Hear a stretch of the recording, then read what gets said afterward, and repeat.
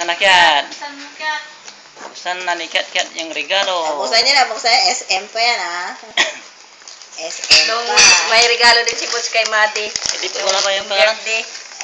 Walang pangalan. Dinadala Nung na birthday yan. ni Madi, regalo din niya. Yung laptop. Sabi ni Anita akin. At sabi ko, bakit? Magpa-plancha ka ba ngayon? Sabi ko, hindi.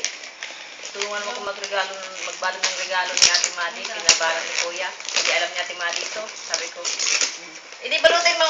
Hindi ako marunong. Sabi ko, walang iya ka. Ikaw si ko sa ako pang ano mo. Ano to yun? Damit. Ha? Kiat. Wow, Wow, Teo. Ang ano ko ah. Yung braso ko. Wow. Tierno. Ay, may shirt. Ang laki naman ng shirt. Ay, Pantalon. Pantalon, oh. Wow, suka mo. Tierno. Hindi, pag hindi kasi, pagpapalit Tierno. nila, mayroon pa resibo yan. Maluwag. Tierno. Hindi, magbe-belt ka.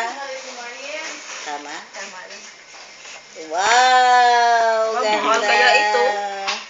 Wow. Ano, isip siguro yan sa Makati. SM na. SM. Wow, may damit si Lola. Ang ganda-ganda. Terno pa. Thank you. Wow. Kasi kaya ito ng blouse. Ay, alam na natin mo, Madi Crush mo Hindi. yan. Nung nakita ko sa SM, yung mga ganyan style, sabi ko, Eh, nawala nila siguro. Naku, ang keras mo. sa isip ko lang, ang ganda talaga ng blouse na yan. Oh, terno pa. Wow.